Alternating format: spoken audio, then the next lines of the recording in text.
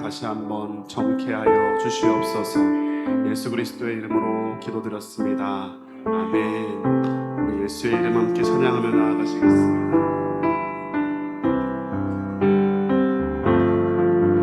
내 주의 보혈은 정하고 정하다. 내 죄를 정케 하신 주 나노라 하신다. 내가 주께로 지금 가오니 십자가의 보혈로 날 씻어주소서.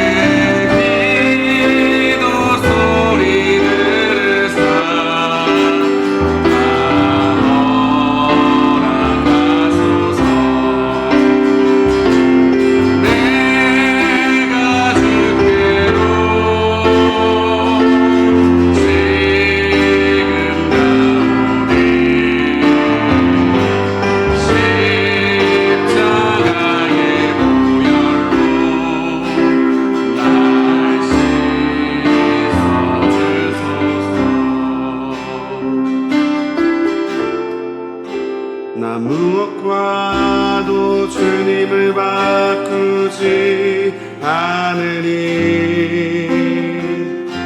다른 어떤 은혜 구하지 않으리 오직 주님만이 내 삶의 도움이시니 주의 얼굴 보기 원합니다. 나 무엇과도 주님을 바꾸지 나 무엇과도 주님을 바꾸지 않으니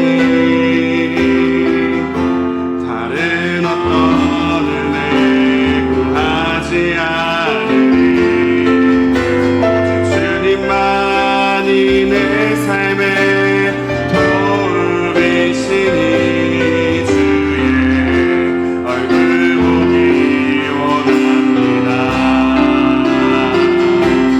주님 사랑해요.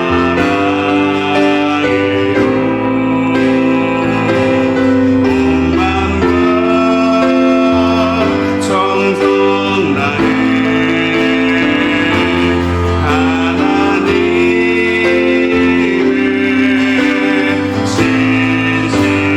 신실한 친구 되기 원합니다. 주님 사랑합니다. 주님 사랑해요.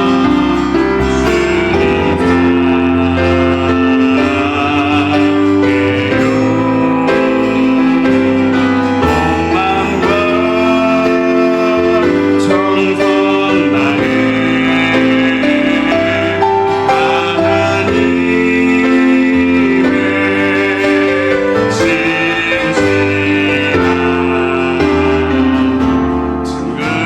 되기 원합니다. 하나님의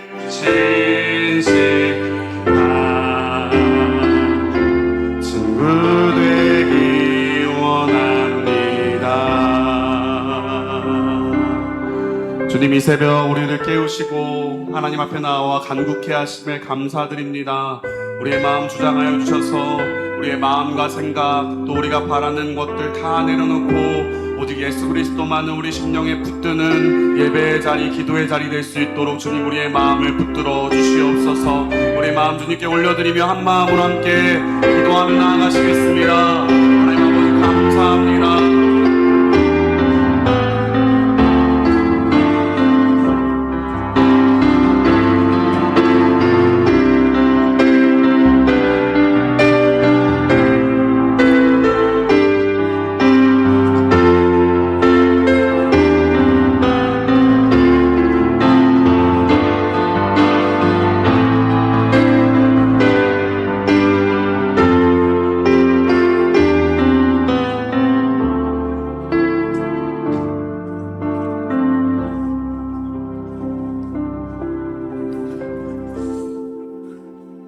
하나님 감사합니다.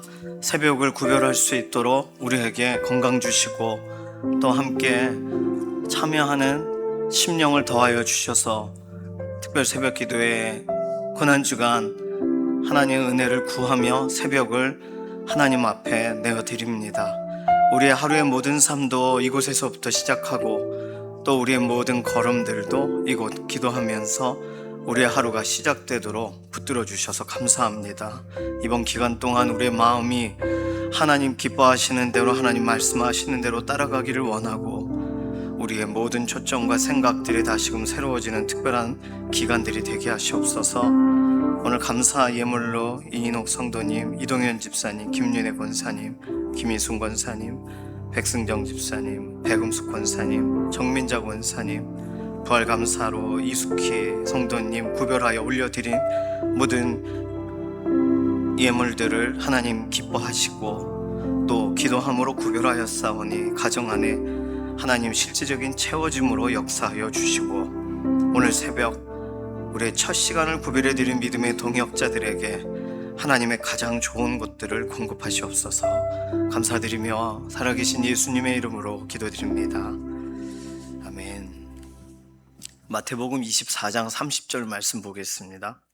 마태복음 24장. 오늘 본문은 아닌데 오늘 본문의 시작에 해당돼서 이 본문으로 읽고 시작하겠습니다. 마태복음 24장 30절 함께 읽습니다. 그때에 인자의 징조가 하늘에서 보이겠고 그때에 땅의 모든 족속들이 통곡하며 그들이 인자가 구름을 타고 능력과 큰 영광으로 오는 것을 보리라.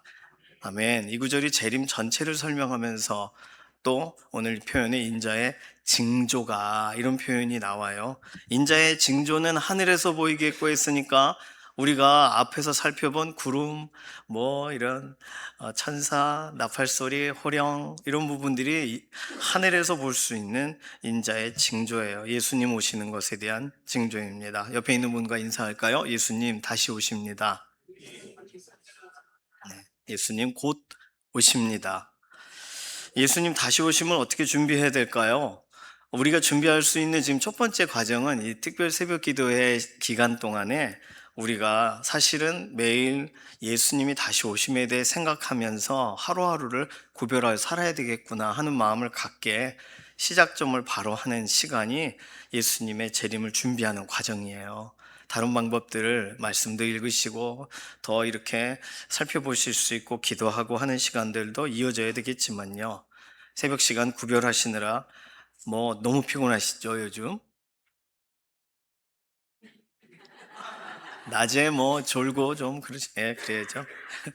우리 주 예수님 곧 오신다는 것은 사실 2000년 전 예수님이 승천하시면서부터 이야기가 된 거예요. 그러니까 지금 갑작스럽게 진행된 얘기는 아닙니다. 다만 우리가 신앙생활 하면서 우리가 어떻게 살아가야 되는가, 어떤 삶의 신앙적 주제가 중요한가, 나의 삶의 이 부분이 우리 인생에 지금 가장 필요하구나, 이러한 필요들에 따라 반응하다 보니 예수님이 약속하신 약속에 우리가 이제 집중하는데 많은 부분에 우리의 생각과 마음이 달라졌던 거죠. 뭐 변함없는 겁니다. 예수님 오신다는 건 변함이 없어요. 2000년 전부터 실제로 계속 기다리고 그러면 언제 오실지 모르는 거네 이렇게 생각할 수 있겠습니다. 그러나 예수님이 한 세대가 가기 전에 이 오리라 이 날이 이렇게 말씀하셨어요. 오늘은 이 한 세대 이런 예수님이 시점을 설명하신 본문들은 다루지 않습니다. 왜냐하면 신약 그 학자들이 결과적으로 살펴볼 때 거기서의 한 세대란 정말 예수님이 한 세대, 100년을 말하잖아요. 센츄리.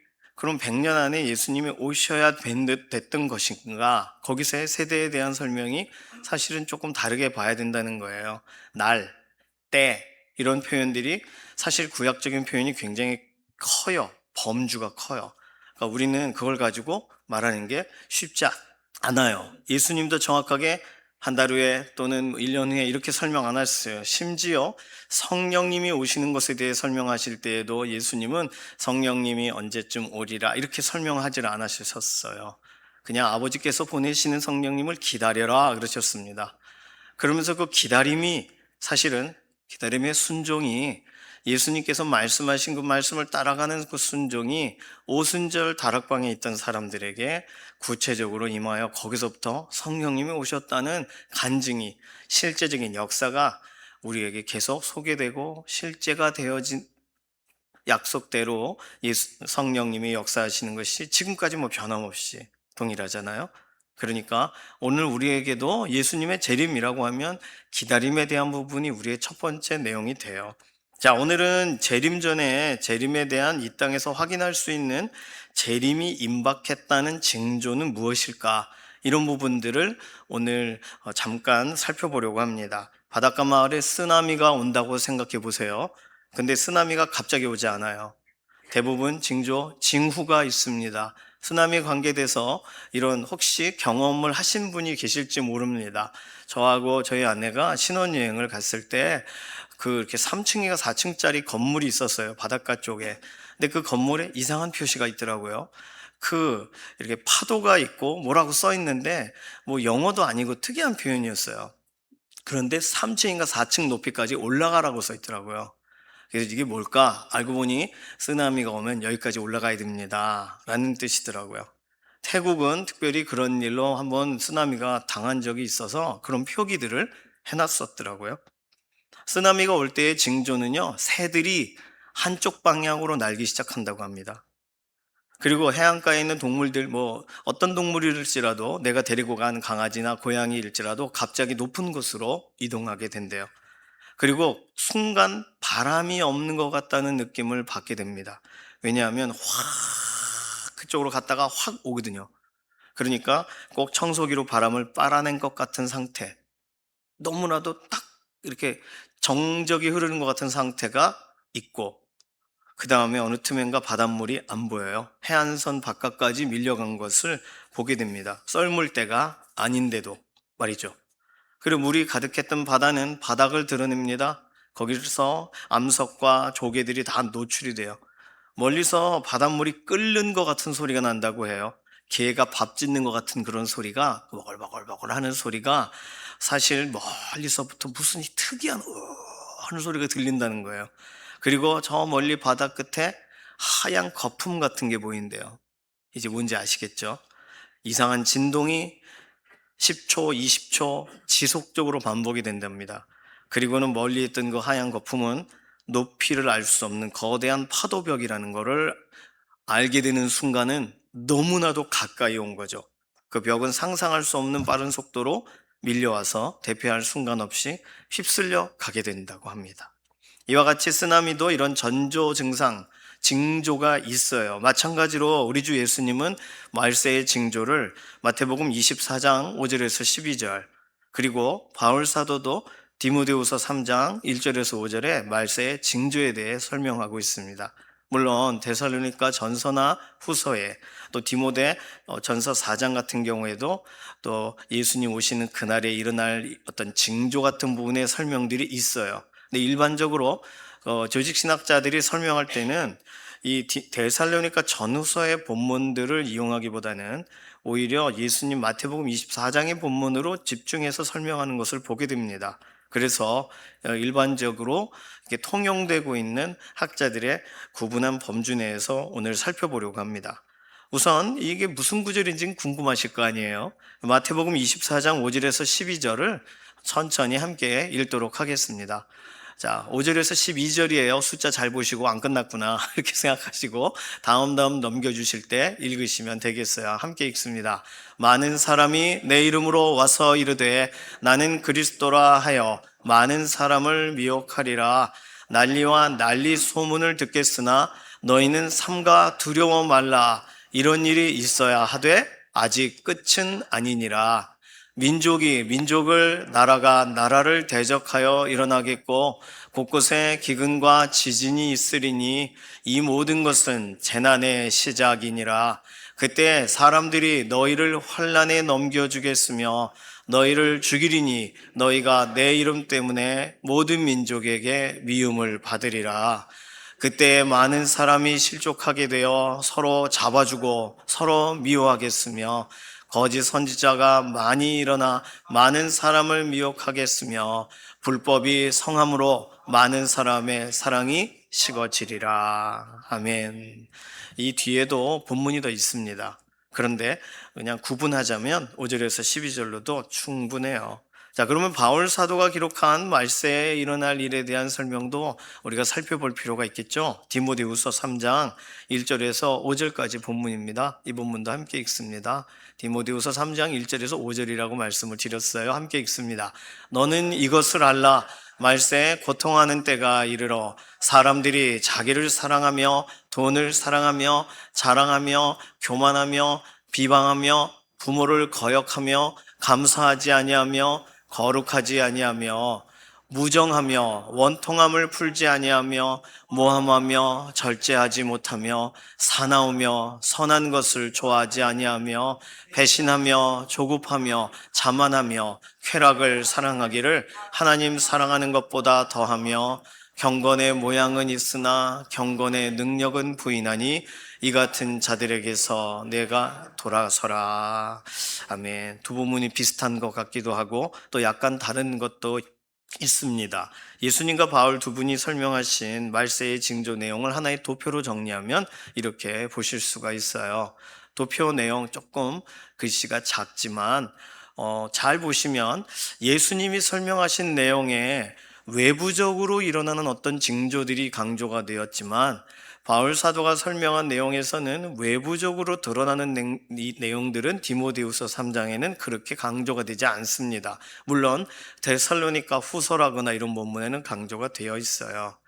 그리고 예수님이 말씀하신 본문에 관계적인 문제들이 두각이 되는 것에 대해 설명하셨는데 디모데후서 3장에도 이 부분과 연관된 내용이 확실히 있어요. 꼭 예수님이 설명하신 것이 일어나기 전에 일어날 일 또는 예수님이 설명하신 일이 일어난 다음에 일어날 일처럼 디모데후서 3장 1절에서 5절 사이에는 연동되어 일어나는 일들을 우리가 파악할 수가 있습니다.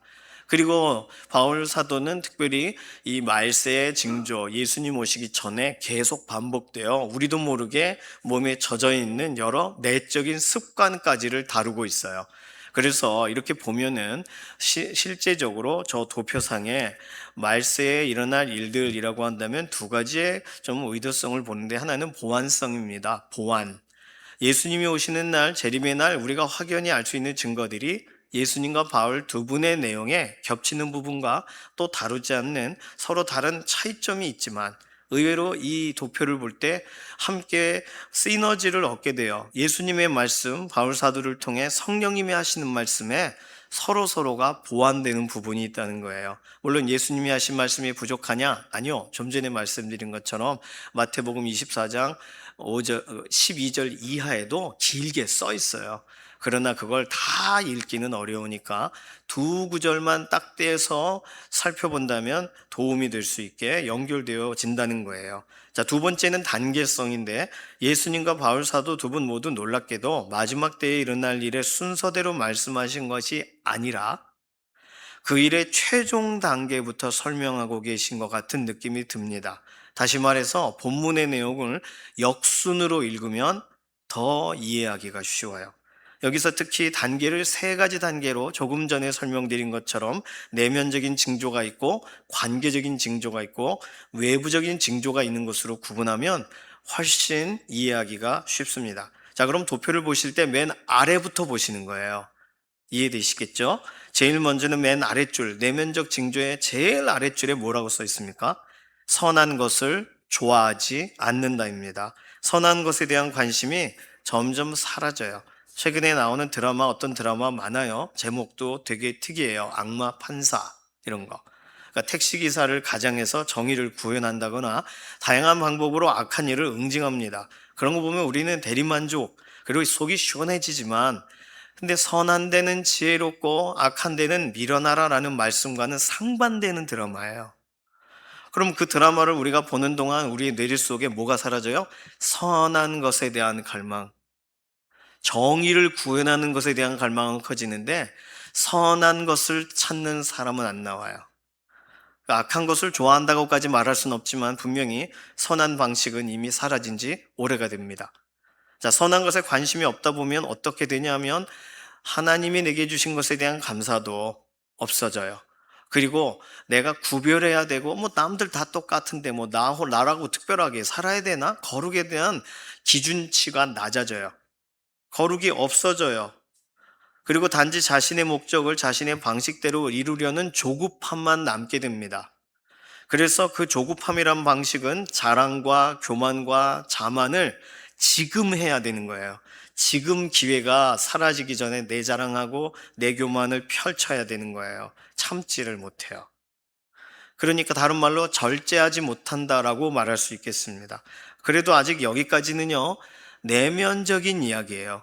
그러니까 사람에게 말만 안 하면 잘 안 드러나요. 사람들에게 설명하지 않으면 나 요즘 이렇게 고민이 있어 라고 말하기 전까지는, 소그룹에 나누기 전까지는 그런데 특별하지 않아요, 상황이. 근데 이게 내적으로 가득 차며 표출이 되기 시작할 때 이제는 사회적인 방식으로 관계적인 징조로 드러나게 됩니다. 내 개인적인 습관이나 태도가 아니라 이제는 각 사람들이 비슷한 패턴이란 걸 알게 되고 사회적인 풍토가 점점 바뀌어져요. 그래서 어떻게 되냐 하면 왼쪽 위로 가셔서 불법적인 일들이 성행하게 된다고 써 있습니다. 법을 지키는 것이 우스워 보이는 문화가 형성이 됩니다.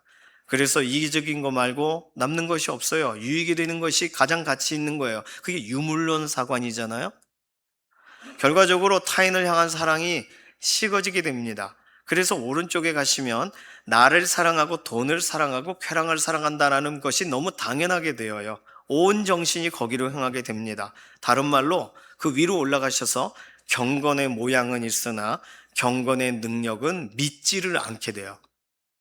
경건이란 것이 무슨 의미가 있는가라는 생각을 하게 된다는 거예요. 신앙생활이 무슨 소용이 있나라는 패배주의적인 시각을 갖게도 되고, 실제로 내가 믿는다고 하면 나는 어떻게 살고 나의 모습을 봐라 초라하다라는 비교의식이 생기기 시작합니다. 어떤 면에서는 성령님이 그걸 사용하시기는 하세요. 그래서 우리를 돌이키게 하시긴 하세요. 그러나 내가 결론을 내려고 할 때 우리는 헤어나오지를 못하게 됩니다. 이것을 부추기는 사람들이 누구냐면 왼쪽에 있는 거짓 선지자들이에요. 거짓 선지자들 이단이나 사이비라고 간단하게 설명해도 되겠습니다만 굉장히 범위가 넓습니다. 사상적인 거짓 선지자도 있어요. 그리고 실제적으로 나는 그렇게 생각하지 않는데 우리 가문에 또는 우리의 어떤 동네에 또는 어떤 무속적인 이러한 영향들을 지속적으로 반복적으로 설명하는 사람들이 있다면 거짓 선지자라고 해도 다를 바가 없습니다. 그들은 뭘 심어주냐 하면 위로 그대로 올라가시면 듣는 사람이 실족을 하더라도 자기 말을 정당화시킵니다. 서로 간에 분명히 어떤 이유 없는 미움을 주고 이간질을 시켜요. 이것이 이단과 사이비가 심어주는 교훈입니다.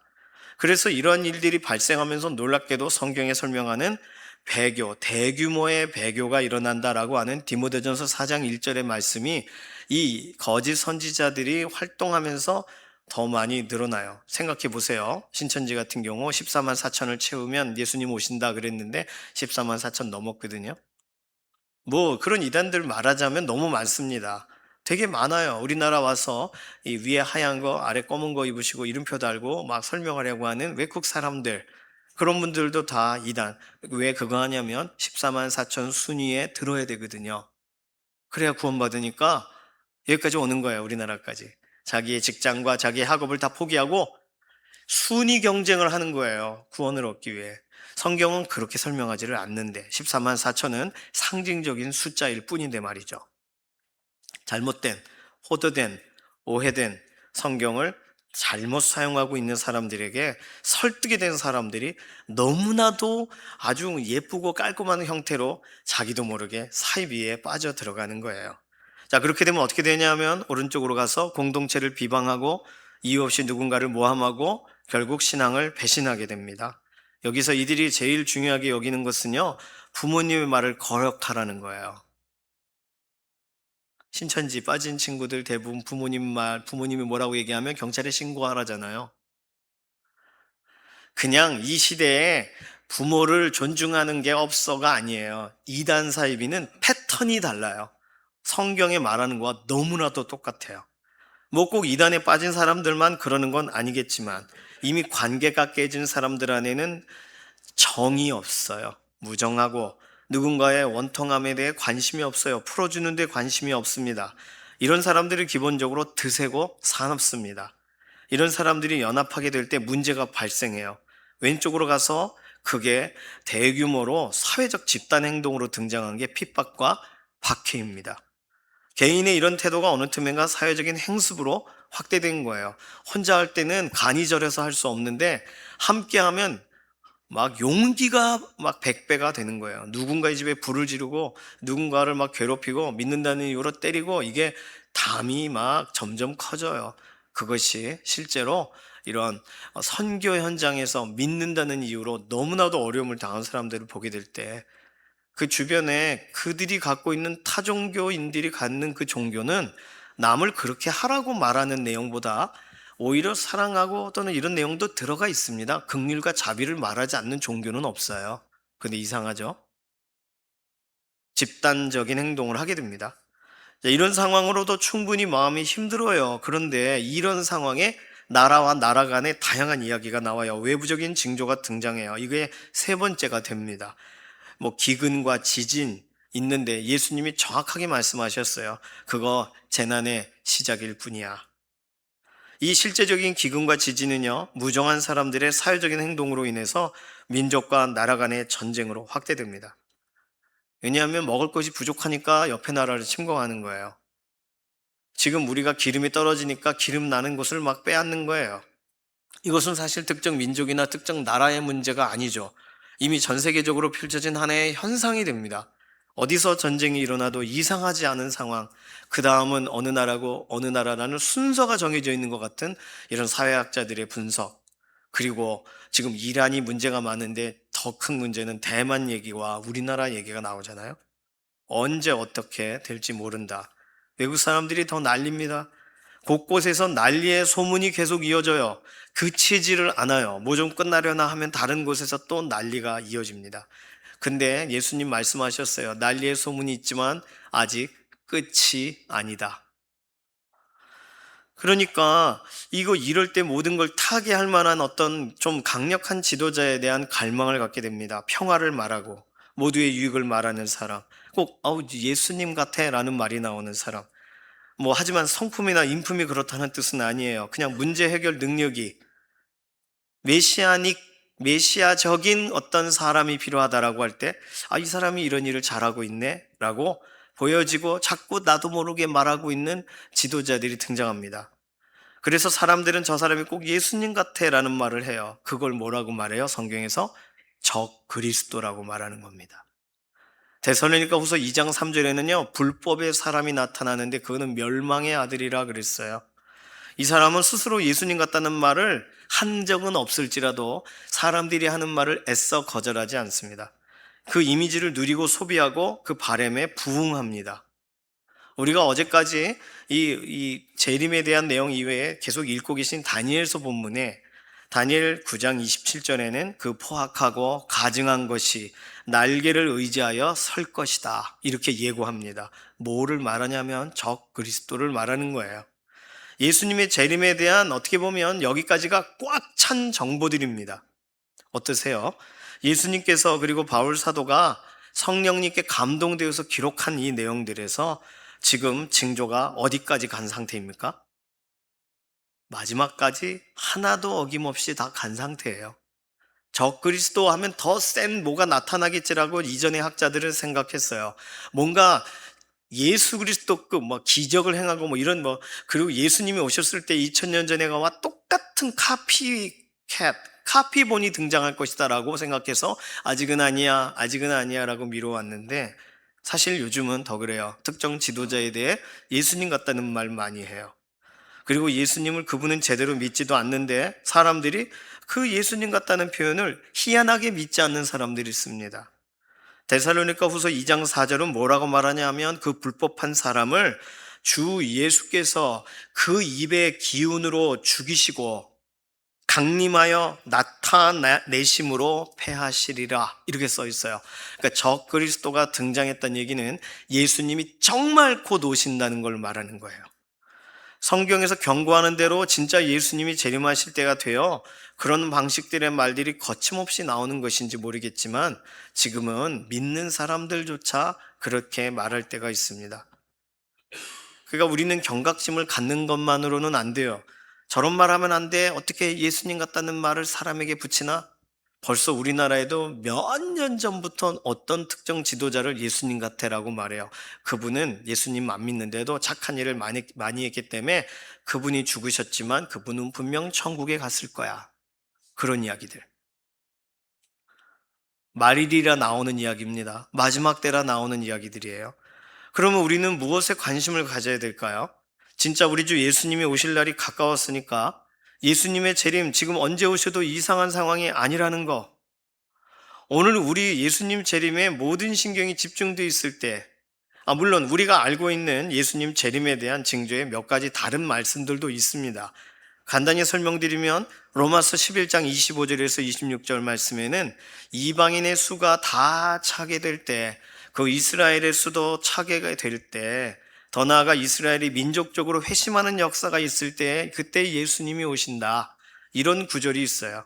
또 마태복음 24장 14절은 천국 복음이 모든 민족에게 증언되기 위해서 온 세상에 전파되리니 그제야 끝이 오리라. 다시 말해서 미전도 종족까지 성경이 번역이 되면 그때가 끝이다. 선교적으로 이해하고 있는 구절이 있습니다. 자, 그런데 이런 구절들은 사실 우리가 들을 때 이게 정확하게 파악하기 어려운 구절들이에요. 아직도 먼 것 같고 좀 더 기다려야 될 것 같은 구절들입니다. 로마서 11장 25절 26절이나 마태복음 24장 14절은 이방인의 수가 몇인지, 유대인의 숫자가 찬다는 게 무슨 뜻인지, 지금 다 찼는지 우리는 확인할 길이 없어요. 또 복음은 어디까지 전해져야 땅끝인지, 어느 나라 어느 소수민족까지 어느 정도 성경 번역이 됐고, 심지어 성경 번역은 됐지만 문맹률이 어느 정도 퇴치가 되어 그들이 성경을 읽을 수 있는지 우리는 데이터가 없어요. 그래서 분명히 저 말씀들은 옳지만 로마서 11장 마태복음 24장에 있는 말씀은 우리가 좀 더 전문가들이 데이터를 내고 파악해야 될 일, 그러니까 우리 손에 정확하게 잡히지 않는 일들입니다. 또 베드로후서 3장 10절 같은 경우에는 주의 날이 도둑같이 오리니 그날에는 하늘이 큰 소리로 떠나가고 물질이 뜨거운 불에 풀어지고, 이런 구절이 있습니다. 또 요엘서 2장 31절은 여호와의 크고 두려운 날을 설명하시면서 해가 어두워지고 달이 핏빛같이 변하고, 이런 구절들이 있어요.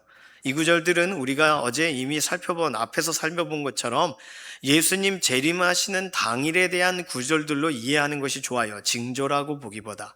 그러니까 구름도 나팔도 천사도 등장할 그때 하늘에서 큰 소리가 나고 하는 기상현상이 동반될 것이고, 재림 당일에는 정말 하늘이 그냥 새파랗게 아주 예쁜 하늘이 아닐 수도 있다라고 우리가 이해하면 저 본문을 받아들이는데 크게 어려움이 없어요.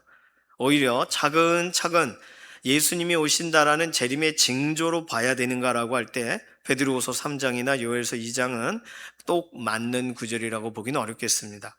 그러니까 우리가 오늘 앞에서 이미 살펴본 예수님이 말씀하신 마태복음에 있는 말씀과 바울 사도가 성령님을 통하여 기록하게 된 디모데후서에 있는 말씀 같은 경우가 우리가 사는 이곳에 점점 더 성큼성큼 다가온 재림의 징조라고 말하고 살펴봐야 되는 내용이 되는 거예요. 다시 말해서 이 구절들대로 되어지고 있고 이 구절대로 실제적인 증거가 넘치고 있습니다. 어떻게 보면 이미 이 모든 것들이 다 오픈이 되었으니까 예수님 안 오시는 것이 이상할 정도예요. 사랑하는 강북중앙교회 믿음의 동역자분들, 다른 징조 더 필요하지 않아요. 이미 넘쳐요. 언제 오셔도 될 정도로 꽉 찬 징조들입니다. 그럼 우리는 이 수많은 징조에 둘러싸여 어떻게 살아야 될까요? 예수님도 말씀하셨어요. 두려워하지 말라. 바울 사도도 얘기했어요. 그곳에서부터 너희 구별해라. 이걸 좀 더 정리해서 세 가지로 생각하자면, 첫 번째, 징조에 대해 더 따지지 않는 거예요. 다른 증거 달라고 하나님께 요구하지 않는 거예요. 이미 너무 명확해요. 다른 증거 없어도 이미 포화 상태입니다. 그러니까 예수님의 다시 오심을 믿고 예수님의 재림의 임박함을 잊지 않는 거 중요합니다. 두 번째는 이 증거를 가족과 지인들에게 말하세요. 바보 소리 들으실 수 있어요. 참 무슨 소리요, 이렇게 할 수 있습니다. 그러나 다른 얘기, 하늘이 핏빛같이 변하고 막 천사가 나팔서, 그러면 그 말들이 참으로 얘기가 황당한 얘기처럼 들려요. 그런데 오늘 같이 도표로 살펴본 내용들을 읽어줘 보세요. 그럼 가족들이 뭐라고 말할까요? 이미 진행되고 있는 일이에요. 이미 말세인데 어쩐지 말세로다. 사람들이 아유 왜 저러나 했더니 성경대로네. 오히려 더 대화가 가능할 수 있습니다. 이 구절들을 읽고 궁금한 거 있으면 물어보라고 그렇게 하셔요. 그래서 이 구절 중에 이해가 안 가는 구절이 있나 대화하며, 그럼 난 어떻게 해야 돼? 라고 할 때 예수님을 소개하세요. 예수님이 다시 오신다는 증거 구절이에요. 예수님 영접하는 기도를 함께 기도하세요. 사실 막 무정하고 서로 그렇고 막 이런 거 쭉 읽으면 지금 안 그렇다고 느끼는 사람이 없어요. 이것은요, 예전부터 계속 강조되어 왔었던 마지막 때를 향하여 가는 모든 사람들에게 일어나는 일들입니다. 그러니까 예수님 어디 계셔? 하나님 어디 계셔? 보여봐 라고 하는 분들에게 이 부분을 읽어드릴게요 하고 이 디모데후서와 마태복음의 본문을 쭉 읽어줘 보세요. 그러면 생각이 달라질 겁니다. 증거를 말하는 게 중요합니다. 증거를 나누세요. 읽어주세요. 세 번째, 주님 오시는 날까지 우리의 생각과 마음을 보호해 달라고 기도하세요. 누가복음 21장 34절 말씀이 있어요. 함께 좀 읽도록 하겠습니다. 너희는 스스로 조심하라. 그렇지 않으면 방탕함과 술 취함과 생활의 염려로 마음이 둔하여지고 뜻밖의 그날이 덫과 같이 너희에게 임하리라. 뭐 방탕함과 술 취함은 아닐지라도 생활의 염려로 어떻게 된다고요? 마음이 둔해진대요. 아, 그래서 재림에 대해 왜 내가 요즘 생각을 못했을까? 오늘 본문이 말하는 거예요. 생활의 염려로. 예수님 재림하시는 날에 대한 생각이 덫과 같이 임하는 거예요. 그럼 어떻게 해야 돼? 그런데요, 예수님 재림하시는 날은 덫이 아니에요. 덫에 잡혀있는 동물이 풀려지는 자유케 되는 날과 같이 오히려 우리에게 있어서는 예수님 오시는 날이 제일 좋은 날이고 최고로 기분 좋은 날입니다. 우리 생에 가장 기다리고 있었던 날이에요. 그러니 잊지 마십시오. 예수님 다시 오심을 생각만 해도 기분 나쁘면 이상한 거예요. 예수님 다시 오시면 너무 좋아요. 설레어야 돼요. 나 부족한 거 다 감싸주시는 날이에요. 나 진심으로 행했던 거, 억울한 일 당한 거 다 이해되는 날이에요. 그리고 나를 원수짓게 하고 날 괴롭혔던 사람들을 심판하시는 날이란 말이에요. 그러니까 누가복음 21장 34절 마음이 둔해지고 덫과 같이 느낀다면 예수 그리스도의 말씀 앞으로 다시금 돌아가셔서 예수님은 전부터 이미 말씀하셨고 그 말씀대로 지금 되어지고 있는 일들에 우리의 마음과 생각을 집중해야 됩니다. 누가복음 21장 좀 전에 읽은 구절 다음에는 우리에게 그럼 어떻게 해야 되는가를 더 말해줍니다. 35절 36절 이어져 있어요. 함께 읽습니다. 이날은 온 지구상에 거하는 모든 사람에게 이 말이라. 이러므로 너희는 장차 올 이 모든 일을 능히 피하고 인자 앞에 서도록 항상 기도하며 깨어있으라 하시니라. 자, 오해하면 안 됩니다. 이 모든 일을 능히 피하고라는 말은 재림을 피하라는 말이 아니에요.